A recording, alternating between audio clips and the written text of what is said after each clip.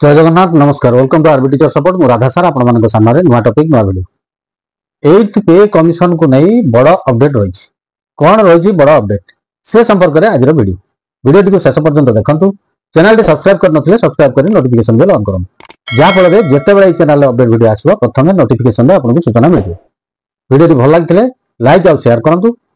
अधिक हाइप दिंतु एवं शेयर करूँ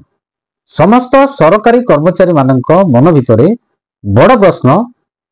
8th सेंट्रल पे कमिशन केबे लागू हबो एवं सरकारी कर्मचारी मानकर सैलरी रे केते वृद्धि हबो आपण माने अवगत अछंती वर्तमान संसद अधिवेशन चली राज्यसभा रे 8th सेंट्रल पे कमिशन को नहीं प्रश्न मध्य उठुची गत अगस्त 12 तारिख रे माननीय सांसद जावेद अली खान राज्यसभा रे 8th सेंट्रल पे कमिशन गठन एवं लागू संपर्क में प्रश्न करथिले से संपर्क में राज्यसभा रे उत्तर रखिथिले माननीय केंद्र अर्थ राज्य मंत्री श्री पंकज चौधरी से संपर्क में वीडियो रे डिटेल्स आलोचना करा जायछि आपण माने वीडियो टी शेष पर्यंत देखंतु समस्त कथा जानि जांतु माननीय सांसद जावेद अली खान प्रश्न करथिले केंद्र सरकार 8th सेंट्रल पे कमिशन संपर्क में केउ मानक ठारू मतामत मागिछंती एवं से मतामत केबे मगा जायछि केउ केउ मंत्रालय बा विभाग ठारू मतामत आसीछि केंद्र सरकार द्वारा 8th सेंट्रल पे कमिशन गठन हबो घोषणा परे 7 मास बिछि जायतिले सुद्धा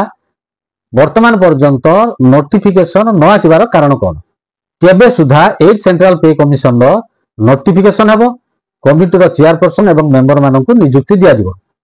माननीय सांसद ये सब जो प्रश्न करथिले यह अत्यंत सरकारी कर्मचारी मानक पई बहुत गुरुत्वपूर्ण प्रश्न थिला राज्यसभा रे केंद्र अर्थ राज्य मंत्री श्री पंकज चौधरी ये समस्त प्रश्न रो उत्तर रखिथिले से प्रश्न रो उत्तर रे कोन रखिथिले केंद्र सरकार तरफ ministry of home affairs ministry of defence विभिन्न राज्य एवं स्टेक होल्डर मानक पाखरु मतामत मगा जायथिबा इनपुट्स गुडी को हस्तगत होउची सेमानक तरफ दिया जायतिबा रेकमेंडेशन गुडी को तर्जमा करूछंती केंद्र सरकार 8th सेंट्रल पे कमिशन गठन संपर्क में निष्पत्ति नहीं सारिछंती सरकार द्वारा नोटिफिकेशन जारी करा दिबो नोटिफिकेशन जारी हला परे कमिटी रो चेयरपर्सन एवं मेंबर मानकु नियुक्ति मिलिबो एथुर गोटे कथा स्पष्ट जे 8th सेंट्रल पे कमिशन गठन रे विलंब होउची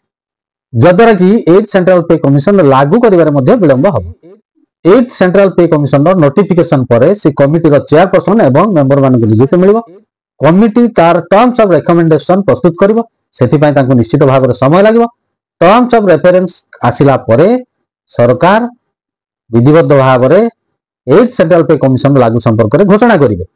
कमिशन रो टर्म्स ऑफ रेफरेंस होउची सबुठो इंपोर्टेंट कथा जोथरे कि salary revision pension revision DA DR HRA other allowances कौन कौन सब रहिबो से टर्म्स ऑफ रेफरेंस रे ही कमिटी तार मतामत दबो 8th सेंट्रल पे कमिशन गठन विलंब हेले सुधा कमिशन लागू हबो ताहा 2026 मसिया जनवरी मास ठारू ही लागू हबो किंतु गोटे बड़ कथा रहउची सैलरी केते कार हबो तो सेति पय जदी फिटमेंट फैक्टर कथा रहे ताहाले फिटमेंट फैक्टर केते आसीबो आपण मानकर मतामत कोन कमेंट्स बॉक्स रे लिखंतु नेक्स्ट वीडियो रे फिटमेंट फैक्टर संपर्क में डिटेल्स वीडियो गोटे आसवा जाऊँगी आशा कर वीडियो आपण मान इनफॉर्मेटिव होइतिबो चैनल टी सब्सक्राइब करनथिले सब्सक्राइब कर नोटिफिकेशन बेल ऑन करंतु जहाँ फल जिते बेले चैनल अपडेट वीडियो आसो प्रथम नोटिफिकेशन सूचना मिल वीडियो टी भल लगे लाइक आउ हाइप अधिक दिंतु वीडियो टी को शेयर करंतु परवर्ती वीडियो पर्यंत रहउची नमस्कार बंधु उत्कल जननी।